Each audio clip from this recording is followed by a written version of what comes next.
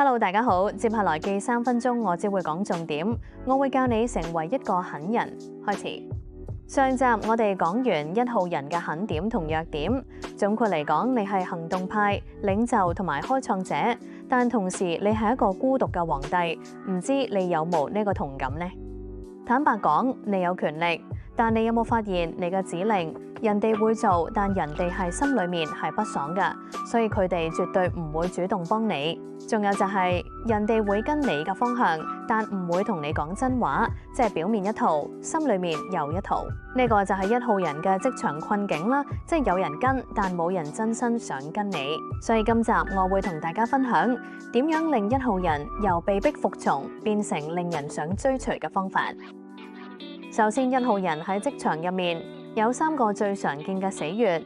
第一就係你太快做決定，人哋都未準備好，但你就覺得自己好有效率。另一邊廂，人哋會覺得佢又嚟啦，又唔聽人講啦。雖然你好醒目咁搶先一步，但人哋就係覺得你係冇商量餘地，即係一言堂。第二，你太直接啦，人哋覺得你好惡，但你就覺得自己只係講事實，夠真夠坦白。但人哋就覺得你唔顧人感受，成隻刺蝟咁成日攻擊人。第三，你太獨立啦，人哋覺得有佢就夠啦。你太習慣自己搞掂，人哋覺得佢唔需要我。你以為自己係好做得嘢，但人哋係覺得你唔俾機會人，好自私啊。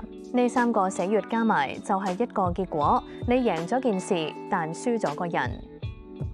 好啦，點樣解決好？立刻同你分享3個即學即用嘅方法。方法1就係決定之前加一句你哋點睇。你唔需要改變你做決定嘅速度，你只需要喺決定之前停一停，問一句其他人。例如，當你準備好個方案，你唔好話就咁做啦，你應該話我諗過幾個方向，我傾向 A， 但你哋點睇？你講完呢句，人哋就會覺得佢有聽我講嘢喎。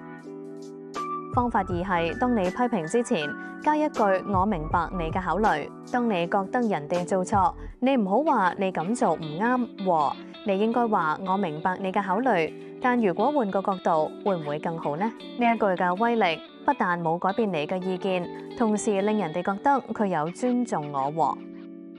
方法3係，當自己做嘢之前停一停，問一句呢度有冇人可以幫手啊？你覺得自己做得快、好叻、好有能力，但你要記住，你唔係要證明自己幾叻，你要令人覺得同你一齊做係有價值嘅。加咗簡單呢一句，就令人哋覺得佢需要我啦。呢3個方法全部都係由小改變帶來大改善，足以令你由獨裁者變成令人想跟隨嘅領袖。總括嚟講，1號人，你嘅天賦係快、係決斷、係帶領。你唔需要改變呢啲嘢，你只需要喺你嘅天賦前面加多一個動作，就係嘗試去邀請其他人參與啦。呢個動作就令你由冇朋友嘅皇帝變成有人跟嘅領袖。如果你係1號人，留言話我知你最想改嘅係邊一個死穴。今日就同大家分享到呢度啦，下集同大家分享更多，下集見啦，拜拜。如果大家鍾意呢個頻道，記得俾個 like 同訂閱，仲要打開小鈴鐺，咁就唔會錯過之後嘅影片。多謝大家嘅支持。